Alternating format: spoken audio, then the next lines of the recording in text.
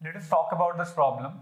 We need to write a recursive function that takes an integer n as an argument, and this function prints all the integers from n to 1.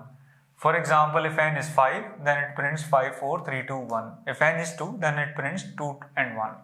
You may assume that n is greater than equal to 1. User is never going to provide 0 or a negative number.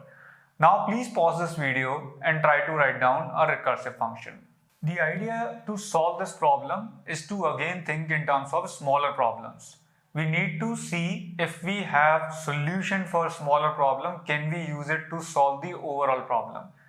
We wish to print n numbers here from n to 1. Now if I have a solution that prints numbers from n minus 1 to 1, then I can use this solution and I can call this solution. I can print n on the screen and then call this recursive solution. That's the idea to solve this recursion.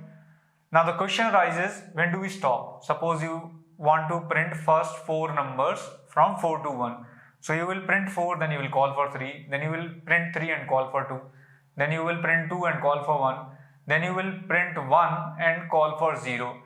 So when you call for 0, you can't proceed further and you don't want to print for anything for n equal to 0. So we return when n is 0. This is our base case. Now please pause this video and try to write down the complete code.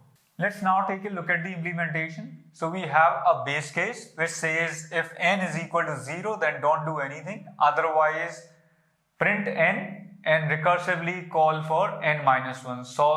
Use the solution for a smaller problem.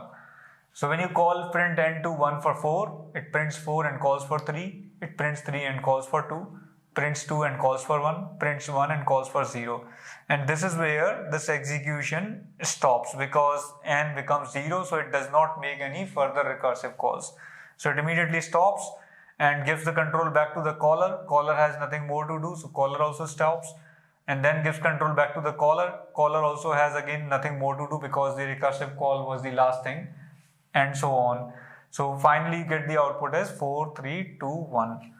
Now talking about the time complexity of the solution, you can notice that there are n plus 1 function calls and every function call is doing some constant amount of work. So this is how we can say time complexity is theta n.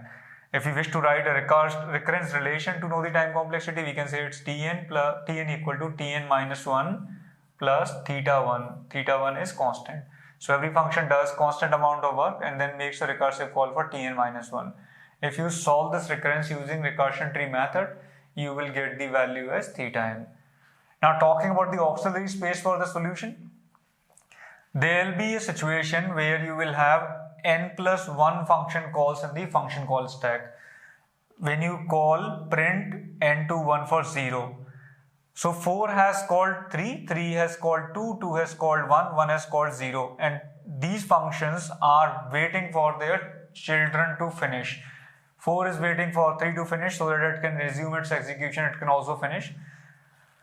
So there would be a moment where you will have n plus 1 function calls in the function call stack, so we can say its auxiliary space is theta n.